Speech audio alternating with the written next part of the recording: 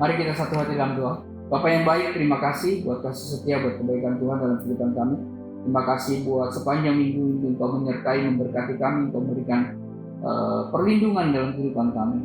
Kasih setia dan kebaikan Tuhan yang nyata dalam kehidupan kami. Bapa yang baik, sebentar kami akan mendengarkan firman-Mu, Roh Kudus terangin hati dan pikiran kami. Ini akan boleh mengerti, memahami, merenungkan, bahkan Tuhan kami boleh mengaplikasikannya, melakukannya dalam kehidupan kami. Terima kasih Tuhan Yesus, terima kasih. Bapa, kami mau katakan hari ini, pagi ini, bahwa kami siap untuk mendengarkan firman-Mu. Dalam nama Yesus, haleluya. Amin. Shalom Bapak Ibu Saudaraku, rekan-rekan terkasih di mana posisi di mana berada. Hari ini kita akan belajar kebenaran firman Tuhan dengan tema menguji iman kita. Ya, minggu lalu kita sudah belajar mengenai terhilang dan ditemukan. Hari ini kita mau belajar lebih jauh lagi. Mari kita buka dalam 2 Korintus 13 ayat 5. 2 Korintus 13 ayat 5. Ujilah dirimu sendiri, apakah kamu tetap tegar di dalam iman? Ya. Selidikilah dirimu, apakah kamu tidak yakin akan dirimu bahwa Kristus Yesus ada dalam diri kamu?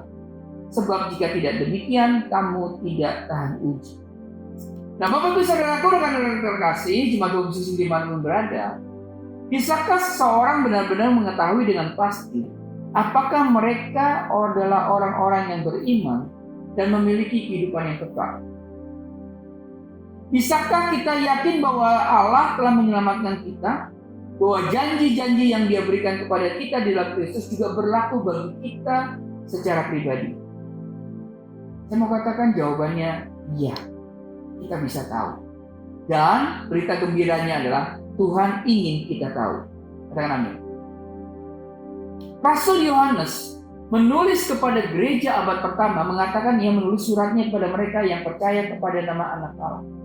Tahu bahwa kamu memiliki hidup yang kekal. Itu dalam 1 Yohanes 5 ayat 13. Jadi menjadi benar-benar yakin akan keselamatan kita, Bapak Ibu perhatikan baik-baik.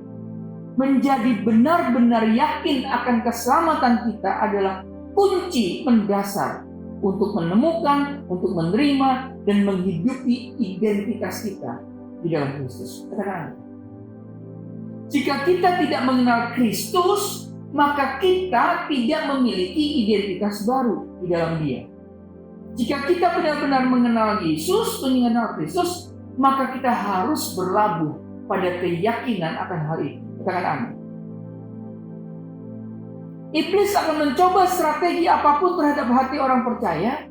Untuk apa? Untuk membuat kita meragukan keselamatan kita dan mencegah kita menjalani identitas rohani kita.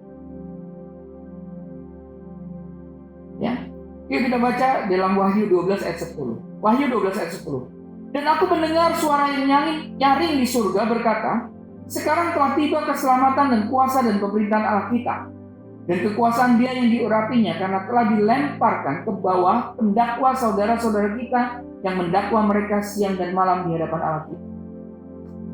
Bapak Ibu Saudaraku, selama kita meragukan keselamatan kita dan mempertanyakan kesetiaan Allah kepada kita, iblis tahu bahwa kita tidak akan pernah mengalami sukacita dan kemenangan nyata setiap hari. Kita tidak akan menyadari bahwa janji Allah untuk orang percaya juga berlaku untuk kita. Kita tidak akan berdoa dengan keyakinan dalam hubungan yang intim dengan Bapa, atau kita tidak bisa membagikan iman kita kepada orang lain. Ini adalah kemenangan besar dan brutal bagi musuh, yaitu iblis. Iblis bekerja dari sudut lain juga, Bapak Ibu Saudaraku. Iblis memperdaya dengan mencoba meyakinkan orang-orang yang belum diselamatkan bahwa kita tidak perlu berlebihan dengan agama atau mempercayai apa yang menurut Alkitab harus kita lakukan atau percaya. Selama kita nyaman dalam dosa kita dan merasa percaya diri dengan ukuran aman dari kepercayaan dan tradisi agamawi, maka iblis ingin kita merasa baik tentang di mana kita tidak bersama dengan Allah. Luar biasa.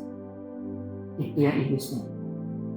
Semuanya pasti baik-baik saja pada akhirnya. Itu pendapatnya iblis. Jika Tuhan itu ada, maka kebaikannya akan membiarkan kita masuk surga, terlepas dari apa yang telah kita lakukan dan percaya. Kita adalah orang yang cukup baik melakukan yang terbaik. Kan? Ini bukan argumen yang sulit untuk dibuat iblis karena keselamatan. Kata Tuhan adalah kasih karunia darinya, bukan hasil pekerjaan. Jangan ada orang yang membuatkan diri. Itu Efesus 2 ayat 8-9 katakan demikian. Sangat mudah untuk beranggapan bahwa keselamatan adalah sesuatu yang Allah ingin kita miliki, sesuatu yang akan Dia berikan kepada kita terlepas dari apa yang kita lakukan atau bagaimana kita hidup. Tapi kenyataannya tidak seperti itu. Allah menganggap keselamatan sebagai pemberian cuma-cuma. Kita buka dalam Efesus 2 ayat 8-9. Efesus 2 ayat 8-9. Sebab karena kasih karunia kamu diselamatkan oleh iman. Itu bukan hasil usahamu tetapi pemberian Allah. Ayat yang 9. Itu bukan hasil pekerjaanmu, jangan ada orang yang memegahkan diri. Bapak Ibu, tapi ini tidak otomatis. Hubungan kita dengan Allah selalu berdasarkan persyaratannya, bukan kita. Kita tidak memilih bagaimana kita ingin diselamatkan atau bagaimana kita akan berhubungan dengannya. Dia menjanjikan keselamatan bagi mereka yang bertobat dan percaya kepada Yesus Kristus anaknya. Katakan amin. Kita berbicara tentang kekekalan di sini, Bapak Ibu Saudara. Ini serius.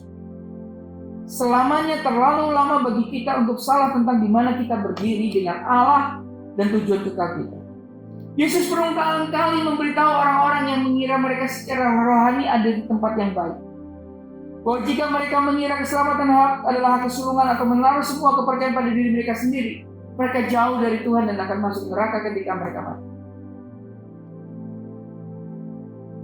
Bapak Ibu Saudaraku, dalam khotbah pertamanya yang tercatat, Yesus itu tidak menahan, tetapi dengan tegas memperingatkan orang-orang. Mari kita buka dalam Matius 7 ayat 21 sampai dengan 23. Matius 7 ayat 21 sampai 23. Bukan setiap orang yang berseru padaku Tuhan, Tuhan akan masuk dalam kerajaan surga, melainkan dia yang melakukan kehendak Bapa-Ku yang di surga. Ayat 22. Pada hari terakhir banyak orang akan berseru kepadaku, Tuhan, Tuhan, bukankah kami bernubuat demi namamu dan mengusir setan demi namamu dan mengadakan banyak mujizat demi namamu juga. Pada waktu itu, ayat 23, pada waktu itu aku akan berterus terang kepada mereka dan berkata, aku tidak pernah mengenal kamu, hanyalah daripadaku kamu sekalian pembuat kejahatan. Bapak Ibu Saudaraku, kita mungkin meragukan Tuhan akan menghakimi orang-orang dengan neraka. Tapi kalau Tuhan sudah mengizinkan kita untuk menghadapi konsekuensi atas apa yang kita lakukan dengan kehidupan kita di bumi, bahkan saat ini seperti yang Dia lakukan, apakah Dia juga tidak akan membiarkan konsekuensi abadi dan kekal bagi mereka yang menolak Dia dan pengorbanan anak? Terutama jika Tuhan berulang kali berjanji bahwa itulah yang akan Dia lakukan. Jadi hati-hati. Kita diberikan keselamatan, syaratnya percaya kepada Yesus Kristus. Syaratnya bertobat dari dosa-dosa kita.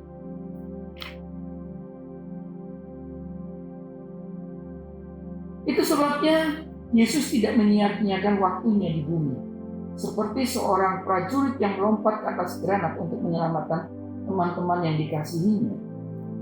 Yesus, anak Allah yang tidak berdosa, menyerahkan hidupnya kepada kenyataan pahit kematian dengan penyaliban Romawi. Itu bukan hanya kematian orang baik, itu adalah kematian anak Allah yang sempurna. Roma 5 ayat 6 sampai dengan 8 katakan itu. Dan itu membayar semua dosa kita. Katakan amin. Sekali lagi, kita tidak akan mendapatkannya dengan usaha kita atau pantas menerimanya. Keselamatan adalah karunia yang luar biasa dari Allah. Kita tidak perlu membantu Yesus membayar dosa-dosa kita dengan membuktikan bahwa kita bahkan seorang calon bagi surga. Itu kebalikan dari apa arti kasih karunia atau Injil. Tapi Tuhan Allah yang melakukan semua penyelamatan kita bermaksud agar keselamatannya mengubah kita semua, bukan hanya mengambil hukuman yang layak kita dapat atas dosa kita, tapi juga membebaskan kita dari kekuatannya yang memperbudak kita terus-menerus setiap hari.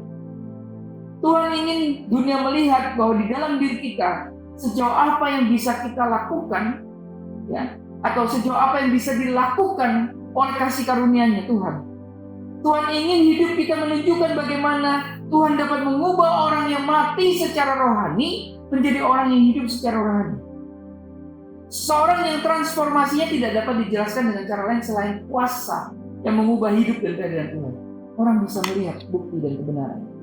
Dan ini adalah sesuatu yang benar-benar dapat kita uji. Bapak Ibu Saudaraku, kita diperintahkan untuk mengevaluasi buah kehidupan kita. Bahkan Alkitab dengan jelas menantang kita. 2 Korintus 13 ayat 5. Ujilah dirimu sendiri. Apakah kamu tetap tegak di dalam iman? Selidikilah dirimu. Apakah kamu tidak yakin akan dirimu bahwa Kristus Yesus ada di dalam diri kamu? Sebab jika tidak demikian, kamu tidak tahan uji. 1 Korintus 11 ayat 28. Karena itu hendaklah tiap-tiap orang menguji dirinya sendiri, dan baru setelah itu ia makan roti dan minum dari cawan itu. Galatia 6 ayat 4. Baiklah tiap-tiap orang menguji pekerjaan sendiri, maka ia boleh berpegang melihat keadaannya sendiri dan bukan melihat keadaan orang lain. Kenapa? Itu karena keselamatan yang dimulai dengan suatu peristiwa itu harus terbukti nyata dengan perubahan hidup yang sejati dan gaya hidup iman yang sejati. Karena keselamatan yang kita terima, sekali lagi, ya, keselamatan yang kita terima itu dimulai dengan suatu peristiwa. Ya, kita terima keselamatan kita. Tapi dibuktikan secara nyata dengan apa? Perubahan hidup yang sejati. Ya, dengan apa? Dengan gaya hidup iman yang sejati. Bapak Ibu Saudaraku, Tuhan tidak tertarik bermain-main dengan kita. Mempercayai Tuhan itu seperti pernikahan, Bapak Ibu Saudara. Sumpah sejati yang didukung oleh kesetiaan bertahun-tahun. Ini jelas, seperti perjanjian jangka panjang daripada acara satu hari atau upacara keagamaan. Keselamatan itu langsung, ya, dan itu nyata. Itu tidak membutuhkan, keselamatan itu tidak membutuhkan apapun selain iman kepada Kristus saja. Namun, minggu depan, bulan depan, dan tahun berikutnya akan mengungkapkan kisah yang nyata. Apakah itu? Apakah ada akar hidup yang ditanam dan masih menghasilkan buah hidup? Bapak Ibu Saudaraku, Tuhan benar-benar ingin kita menyelidiki dan tahu hal ini. Katakan amin. Nah, kita mungkin seorang yang telah ikut Kristus selama bertahun-tahun, ya. Atau kita mungkin seorang yang berdoa untuk menerima Kristus dan baru saja mulai mengalami hubungan ini. Ini luar biasa. Atau kita mungkin seorang yang masih berjalan dalam keraguan atau skeptis, masih belum yakin tentang siapa Yesus, merasa tidak siap atau yakin dengan apa yang kita inginkan atau perlu lakukan. Tapi identitas baru itu merupakan jangkar jiwa yang ingin kita jelajahi. Itu menjadi milik kita hanya jika kita ada dalam Kristus. Katakan amin. Paulus menulis kepada salah satu gereja mula-mula berbicara tentang apa yang dibawakan keselamatan. Yuk kita lihat Kolose 1 ayat 22. Kolose 1 ayat 22. Sekarang diperdamaikannya di dalam tubuh jasmani Kristus oleh kematiannya untuk menempatkan kamu kudus dan tak bercela dan tak bercacat di hadapannya. Perhatikan, ini adalah identitas sejati kita sebagai orang percaya. Kudus, tidak bercela dan tidak bercacat di hadapan Tuhan. Ya, Kolose 1 ayat 23. Sebab itu kamu harus bertekun dalam iman, tetap teguh dan tidak bergoncang. Dan jangan mau digeser dari pengharapan Injil yang telah kamu dengar dan yang telah dikabarkan di seluruh alam di bawah langit dan yang aku ingin Paulus telah menjadi kalian. Paulus tahu bahwa iman yang berumur pendek yang dengan cepat ditinggalkan sama sekali bukan iman yang sebenarnya. Perhatikan baik-baik Bapak Ibu Saudara. Dia tahu, Paulus tahu bahwa orang itu berubah-ubah dan bisa seperti Yudas, seorang pemeluk agama palsu. Jadi Paulus mencari perubahan kekal dan pekerjaan kekal. Ya. Yakobus 2 ayat 18 kalau kita baca, ya, ada satu yang luar biasa. Dikatakan oleh Yakobus, tunjukkanlah kepadaku imanmu itu tanpa perbuatan, kata Yakobus, dan aku akan menunjukkan kepadamu imanku dari perbuatan-perbuatanku. Yakobus 2 ayat 18. Tidak mungkin Allah Bapa dapat mengadopsi kita dan dalam keluarganya dan bahwa Yesus Kristus dapat mengambil alih dan menjadi Tuhan kita, dan bahwa Roh Kudus dapat menyebuh hati kita, dan kita tidak berubah sama sekali. Itu jelas tidak mungkin. Ayo kita selidiki. Itu seperti berpikir kita bisa berenang di lautan dan tidak menjadi basi, dan meledakkan sebatang dinamit di ruang tamu kita dan tidak mempengaruhi dekorasi kita. Itu jelas tidak mungkin. Jadi kalau kita hari ini percaya kepada Yesus Kristus sebagai Tuhan dan Juru Selamat, ya percaya bahwa Tuhan yang mengambil alih hidup kita, menjadi Tuhan atas hidup kita, percaya bahwa Roh Kudus dapat ada di dalam hati kita, tapi kita tidak pernah berubah, kita tidak pernah bertobat, kita tidak pernah berjalan di dalam firman-Nya, maka perlu dipertanyakan. Bapak Ibu Saudara, pemikirannya mungkin terdengar biasa bagi kita, menghakimi dan membatasi, bukan urusan orang lain. Tetapi bukan itu inti yang ingin disampaikan Alkitab, dan bukan yang saya maksud dengan mengulangi di sini sebagai penegasan. Materi ini disampaikan dari posisi melihat dengan rendah hati kepada Tuhan dan firman-Nya, dan menunda segala sesuatu yang kita anggap atau rasakan terhadap apa yang Dia nyatakan benar. Materi ini disampaikan dari posisi tidak menginginkan siapapun, diri kita sendiri atau orang lain, untuk melewatkan apa yang telah dilakukan Tuhan bagi umat, dan tidak mengalami sepenuhnya makna identitas kita dalam Kristus. Hari ini saya mau bahas paling tidak ada 7 hal yang secara khusus disebutkan dalam firman Tuhan sebagai indikator tindak lanjut atau sebagai buah-buah yang muncul dan mengungkapkan keselamatan sejati. Jadi setelah kita bahas nanti 7 ini, mari tanyakan kepada diri kita pertanyaan-pertanyaan ini, dan lihat apakah hasil kehidupan sehari-hari kita sesuai dengan tanda pengenal seorang pengikut Kristus yang tulus. Amin. Yuk kita buka. Ada 7 hal indikator ya yang disebutkan dalam firman Tuhan sebagai indikator tindak lanjut atau paling tidak buah-buah, yaitu dengan pertanyaan. Yang pertama, bagaimana kita meresponi perintah Allah? 1 Yohanes 2:3 katakan begini, dan inilah tanda bahwa kita mengenal Allah, yaitu jikalau kita menuruti perintah-perintah. Bapak Ibu Saudaraku, bukti pertama dari iman yang benar adalah gaya hidup yang taat terhadap Tuhan. Katakan amin. Sebelum kita datang kepada Kristus, kita condong kepada dosa. Betul? Tetapi pertobatan dan iman berarti berbalik dari dosa dan datang kepada Tuhan. Dengan apa? Dengan penundukan diri. Pada dasarnya, orang yang tidak percaya tidak akan mencari ataupun menaati perintah Tuhan. Tetapi orang yang percaya sejatinya akan melakukan itu. Dia akan melakukan, dia akan taat terhadap perintah Tuhan. Meskipun orang-orang Kristen masih memiliki yang namanya kecenderungan kedagingan dan akan terus membuat kesalahan hidup. Tapi dia berusaha untuk menuruti perintah. Ya. Hati yang benar-benar diselamatkan memiliki pola, yaitu penundukan diri dan juga ketaatan kepada Kristus yang semakin meningkat, progresif. Ya. Artinya apa? Perasaan itu semakin terdorong untuk bekerja sama dengan Roh Kudus. Mereka tidak berpura-pura berhasil melakukannya. Iman mereka yang sesungguhnya menghasilkan kesetiaan yang nyata. Pertanyaannya, apakah itu kita, Bapak Ibu Saudara? Pernahkah kita melihat ketaatan yang semakin meningkat terhadap Tuhan dari waktu ke waktu dalam kehidupan kita? Apakah itu bukan hanya keinginan hati kita, tetapi kesaksian yang berkembang dari perjalanan kita? Bapak Ibu Saudaraku, cara kita meresponi perintah-perintah Kristus adalah tes utama dalam membantu kita mengetahui apakah kita benar-benar mengenal Tuhan atau tidak. Amin. Yang kedua, indikator yang kedua, yaitu indikator dengan pertanyaan ini. Siapa yang kita percaya dan katakan tentang Yesus Kristus? 1 Yohanes 2:22 katakan begini. Siapakah pendusta itu? Bukankah dia yang menyangkal bahwa Yesus Kristus adalah Kristus? Bahwa Yesus adalah Kristus, yaitu adalah antikristus, yaitu dia yang menyangkal baik Bapa maupun Anak. Orang-orang yang percaya, orang-orang percaya mengaku dan tidak menyangkal Yesus adalah anak Allah. Katakan amin.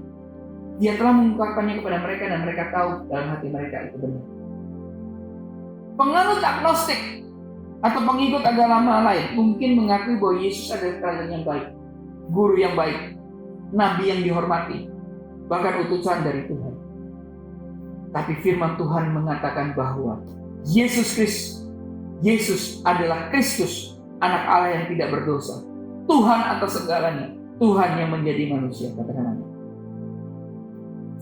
Dan tidak seorang pun yang menyangkal anak memiliki bapa, hanya dia yang mengakui anak juga memiliki bapa. Katakan amin. Jadi hari ini Bapak Ibu Saudaraku, ujilah diri kita sendiri. Siapakah Yesus bagi kita? Apakah Yesus orang yang baik, pengajar yang baik, teladan yang baik, atau bahkan mungkin seorang nabi yang baik? Atau apakah dia adalah anak Allah? Allah dan manusia.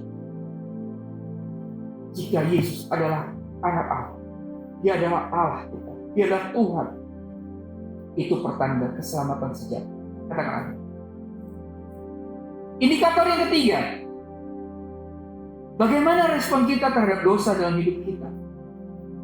Mari kita buka dalam Lukas 13 ayat 3. Lukas 13 ayat 3. Tidak, kataku kepadamu, tetapi jikalau kamu tidak bertobat, kamu semua akan binasa atas cara demikian.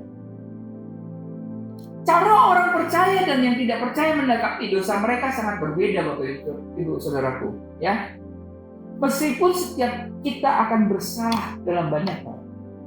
Yuk kita buka dalam Yakobus 3 ayat 2. Yakobus 3 ayat 2 katakan ini, sebab kita semua bersalah dalam banyak hal. Barang siapa tidak bersalah dalam perkataannya, ia adalah orang sempurna, yang dapat juga mengendalikan seluruh tubuhnya. Dan meskipun kita harus tetap rendah hati setiap saat oleh kerentanan kita terhadap dosa, orang percaya sejati tidak akan bisa berkubang di dalam dosa. Perhatikan baik-baik. Dan kemudian berjalan dengan bebas di dalam dosa tanpa akhirnya berbalik darinya. Karena orang percaya sejati, jika dia jatuh, dia bisa jatuh dalam dosa, tapi kemudian dia harus berbalik. Orang-orang yang tidak percaya tidak menanganinya. Ya, tetapi orang-orang percaya meskipun memiliki pertempuran terus-menerus dengan dosa, akan terus kembali ke tempat pengakuan dosa dan pertobatan. Katakan amin.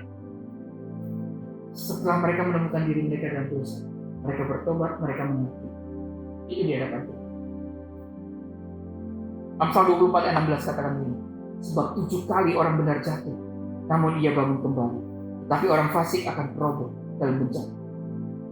1 Yohanes 3 ayat 9 katakan ini, setiap orang yang lahir dari Allah tidak berbuat dosa lagi, sebab benih ilahi tetap ada di dalam dia, dan ia tidak dapat berbuat dosa karena ia lahir dari Allah. Berapa lama kita biasanya dapat terus menuruti sikap atau perilaku berdosa sebelum akhirnya kita meminta dia untuk mengubah kita? Jadi indikator yang ketiga, bagaimana kita merespon dosa. Yang keempat, indikator yang keempat, bagaimana Allah meresponi dosa kita. Ini mungkin terdengar aneh ya Bapak Ibu Saudara. Tapi setiap kali kita berbuat dosa, kita harus ingin melihat Allah mempertobatkan dan mendisiplinkan kita. Ibrani 12 ayat 7 sampai 8 katakan begini, ayat 7, 12 ayat 7. Jika kamu harus menanggung ganjaran, Allah memperlakukan kamu seperti anak. Ya. Di manakah terdapat anak yang tidak dihajar oleh ayahnya? Ayat 8. Tetapi jikalau kamu bebas dari ganjaran yang harus diterita setiap orang, maka kamu bukanlah anak, tetapi anak-anak kamu. Bapak Ibu Saudara, disiplin Allah dalam kehidupan orang percaya bukanlah tanda bahwa dia telah selesai dengan kita. Itu pertanda dia mengasihi kita. Katakan amin. Orang-orang percaya memiliki Roh Kudus di dalam hati mereka dan dia akan menyalakan terang kebenaran Allah, menginsafkan kita dari hal-hal yang tidak menyenangkan dia. Tidak insaf bukanlah pertanda yang baik. Tapi jika Roh Kudus terus menginsafkan kita, itu adalah bukti hidup dari kasih Allah di dalam diri kita. Ini adalah bukti bahwa kita dapat menganggap diri kita sebagai salah satu dari anak-anak Allah. Tuhan tidak akan membiarkan anak-anaknya berjalan dalam pemberontakan tanpa perlawanan. Tuhan mengasihi kita dan oleh karenanya Tuhan akan membiarkan berbagai hal dalam hidup kita membangunkan kita.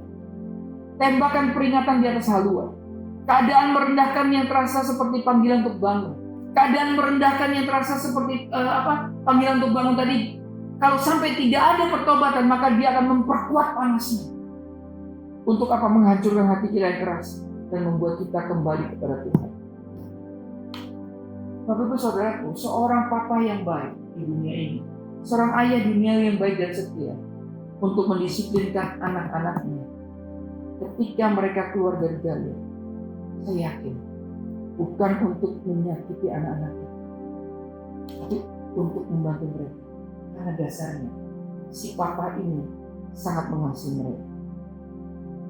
Amsal 13 ayat 24 katakan, siapa tidak menggunakan tongkat itu benci kepada anak. Tetapi siapa mengasihi anaknya, menghajar dia pada waktunya. Jadi kita juga harus mengharapkan disiplin Bapa Surgawi kita ketika dibutuhkan.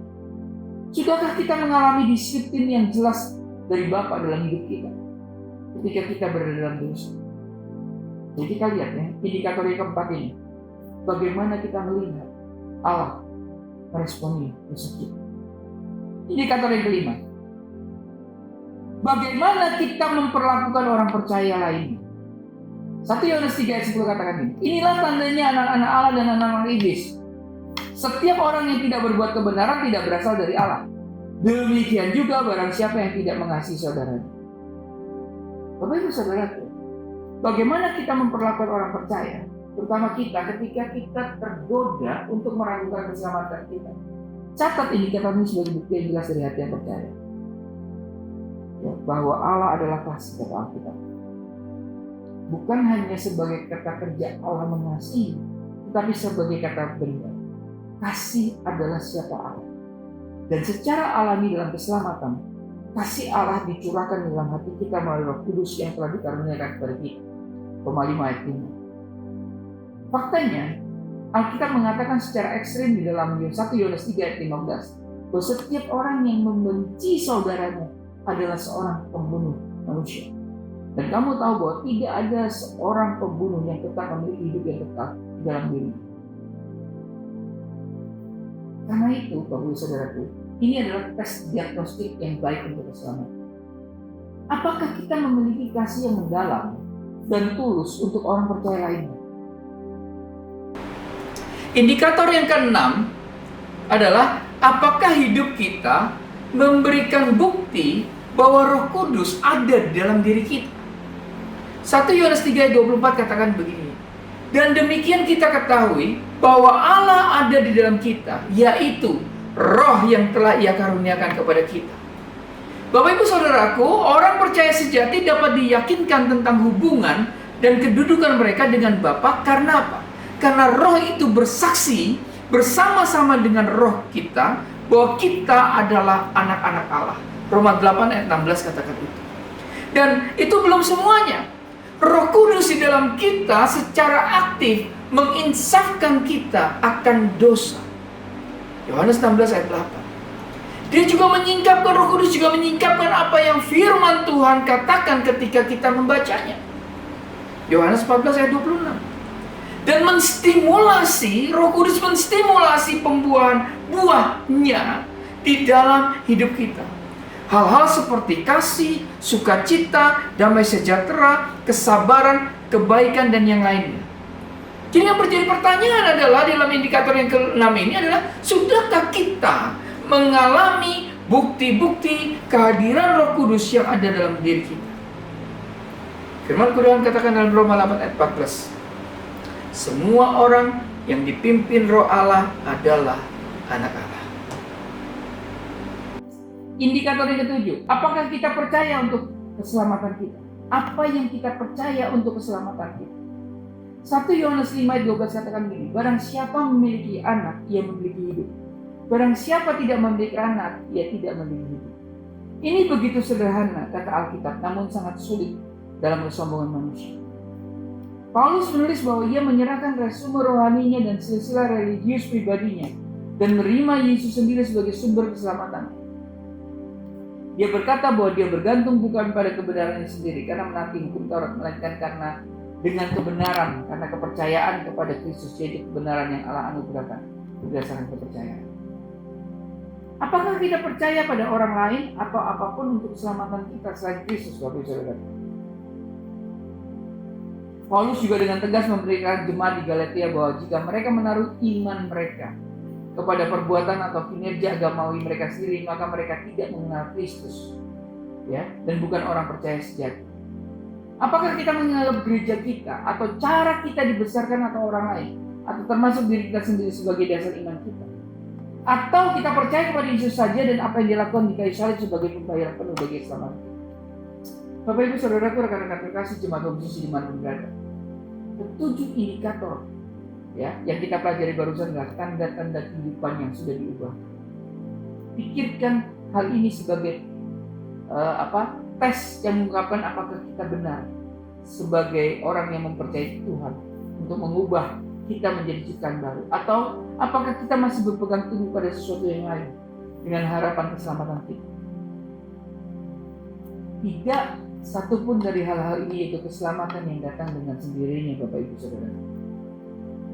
Keselamatan tidak mungkin dipalsukan untuk jangka panjang. Jadi jika kita merasa bersalah karena tidak melihatnya terbukti dalam hidup kita, itu bukan alasan untuk malu, tetapi untuk berserah. Allah tidak menentang kita. Dunia, kedagingan, dan iblis itulah yang melawan kita, mendorong kita ke arah yang berlawanan dari menerima identitas baru kita. Allah ada di pihak kita, amin. Ingin kita menerima kasih karunia-Nya dan menjalani hak istimewa yang penuh dari identitas kita. Jadi dengan apa? Kejujuran total, introspeksi tanpa rasa takut atau melalui pertanggungan jawab. Seseorang yang mengenal kita dengan baik, ya, sahabat kita, teman kita, akan langsung meluruskan kita. Nah, hari ini pertimbangkan dengan cermat pertanyaan-pertanyaan tadi yang jadi indikator, ya. Dalam beberapa bulan terakhir, ya, atau dalam tahun-tahun terakhir, lihatlah gambaran besar diri kita dari pandangan kita hari ini, ya. Apakah kita menunjukkan gaya hidup ketaatan yang terpolak pada Tuhan? Itu harus kita renungkan. Yang kedua, apakah kita sudah mengakui Yesus Kristus sebagai anak Allah? Yang ketiga, apakah kita sudah bebas dengan bebas dan tulus bertobat dari dosa-dosa kita sendiri? Yang keempat, apakah kita mengalami pendisiplinan atas dosa dari Allah sebagai Bapa? Kelima, apakah kita memiliki kasih yang tulus kepada orang percaya lain? Yang keenam, apakah kita memperlihatkan kehadiran Roh Kudus dalam hidup kita? Dan yang ketujuh, apakah kita mempercayai hanya Yesus Kristus saja untuk keselamatan? Mari kita berdoa. Bapa di surga, terima kasih atas realita kasih-Mu bagi kami. Kasih-Mu bagi kami orang yang berdosa yang terhilang. Terima kasih karena telah menjangkau dalam kasih untuk menyelamatkan kami.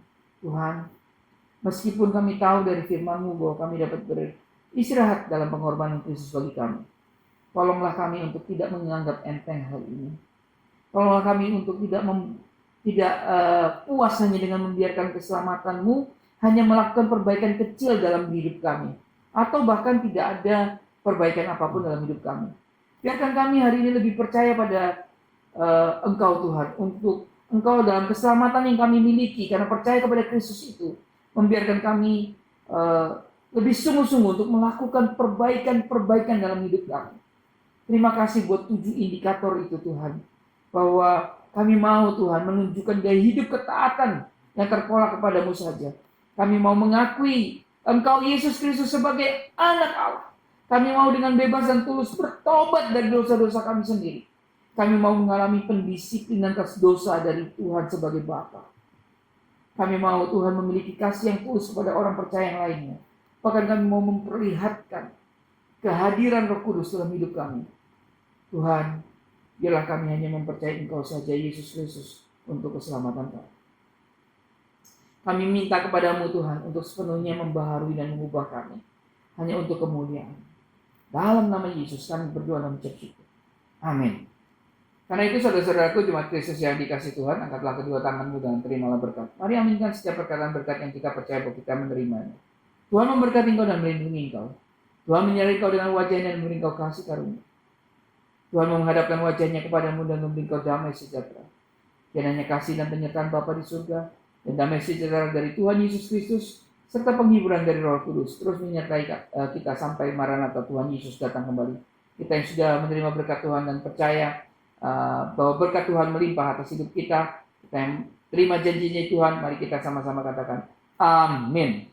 Selamat hari Minggu, selamat berkumpul bersama dengan keluarga. Terus cintai Tuhan, berhenti menghakimi dan selalu jadi berkat. Tuhan Yesus memberkati.